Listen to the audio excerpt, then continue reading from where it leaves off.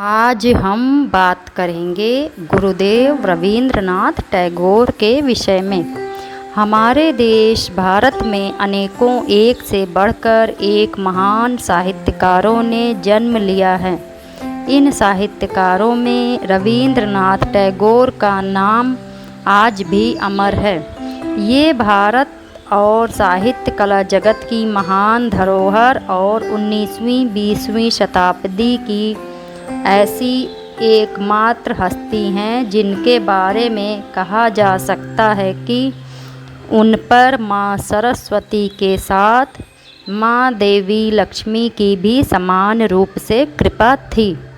इन्होंने अपनी उत्कृष्ट साहित्य रचना के द्वारा साहित्य क्षेत्र का नोबेल पुरस्कार जीतकर न केवल अपना वरन भारत भूमि का नाम विश्व के इतिहास में अमर कर दिया।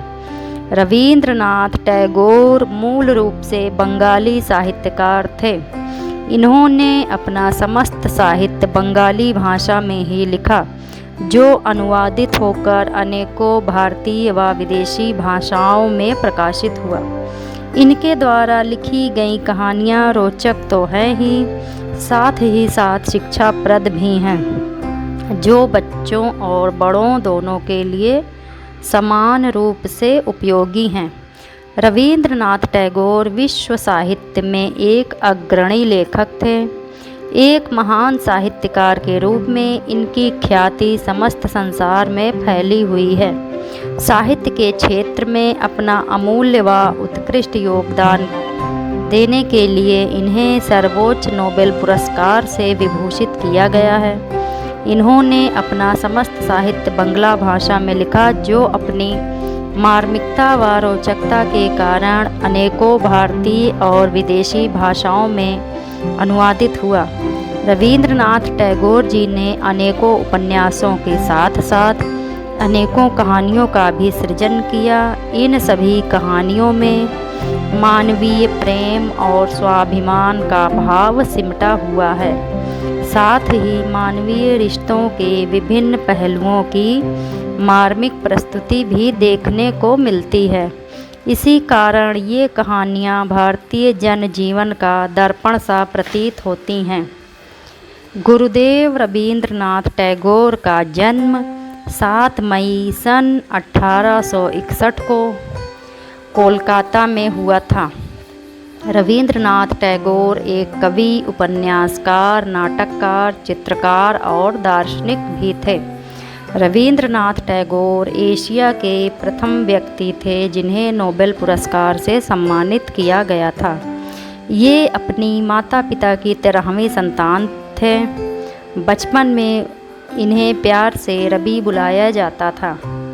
8 वर्ष की उम्र में इन्होंने अपनी पहली कविता लिखी। 16 साल की उम्र में इन्होंने कहानियाँ और नाटक लिखना प्रारंभ कर दिया था। अपने जीवन में इन्होंने 1000 कविताएँ, 8 उपन्यास, 8 कहानी संग्रह और विभिन्न विषयों पर अनेक लेख लिखे। इतना ही नहीं, रवींद्रनाथ टैगोर संगीत प्रेमी थे और उन्होंने अपने जीवन में 2000 से अधिक गीतों की रचना की। उनके लिखे 2 गीत आज भी भारत और बांग्लादेश के राष्ट्रगान हैं। जीवन के 51 वर्षों तक उनकी सारी उपलब्धियां और सफलताएं केवल कोलकाता और उसके आसपास के क्षेत्र तक ही सीमित रहीं। 51 वर्ष की उम्र में वे अपने बेटे के साथ इंग्लैंड जा रहे थे। समुद्री मार्ग से भारत से इंग्लैंड जाते समय उन्होंने अपने कविता संग्रह गीतांजलि का अंग्रेजी अनुवाद करना प्रारंभ किया। गीतांजलि का अनुवाद करने के पीछे उनका कोई उद्देश्य नहीं था, केवल समय काटने के लिए कुछ करने के उद्देश्य से उन्होंने गीतांजलि का अनुवाद करना प्रारंभ किया। उन्होंने एक नोटबुक में अपने हाथ से गीतांजलि का अंग्रेजी अनुवाद किया। लंदन में जहाज़ से उतरते समय उनका पुत्र उस सूटकेस को ही भूल गया जिसमें वह नोटबुक रखी थी। इस ऐतिहासिक कृत्य की नियति में किसी बंद सूटकेस में लुप्त होना नहीं लिखा था। वह सूटकेस जिस व्यक्ति को मिला उसने स्वयं उस सूटकेस को अगले ही दिन रवींद्रनाथ टैगोर जी तक पहुंचा दिया था।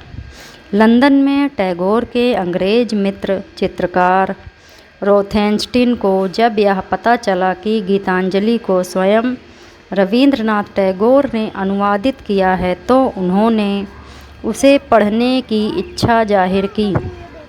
गीतांजलि पढ़ने के बाद रोथेंस्टीन उस पर मुग्ध हो गए। उन्होंने अपने मित्र W.B. ईट्स की गीतांजलि के बारे में बताया और वही नोटबुक उन्हें भी पढ़ने के लिए दी। इसके बाद जो हुआ वह इतिहास है। ईट्स ने स्वयं गीतांजलि के अंग्रेजी के मूल संस्करण की प्रस्तावना लिखी। सितंबर सन 1912 में गीतांजलि के अंग्रेजी अनुवाद की कुछ सीमित प्रतियां इंडिया सोसाइटी के सहयोग से प्रकाशित की गईं। लंदन के साहित्यिक गलियारों में इस किताब की खूब सराहना हुई। जल्द ही गीतांजलि के शब्द माधुर्य ने संपूर्ण विश्व को सम्मोहित कर लिया। गीतांजलि के प्रकाशित होने के एक साल बाद सन 1913 में रवींद्रनाथ टैगोर को नोबेल पुरस्कार से सम्मानित किया गया। टैगोर सिर्फ महान रचनाधर्मी ही नहीं थे बल्कि वो पहले ऐसे इंसान थे जिन्होंने पूर्वी और पश्चिमी दुनिया के मध्य सेतु बनने का कार्य किया था। टैगोर केवल भारत के ही नहीं समूचे विश्व के साहित्य, कला और संगीत के एक महान प्रकाश स्तंभ हैं, जो स्तंभ अनंत काल तक प्रकाशमान रहेगा। इन्हीं सब के साथ आप सभी का धन्यवाद।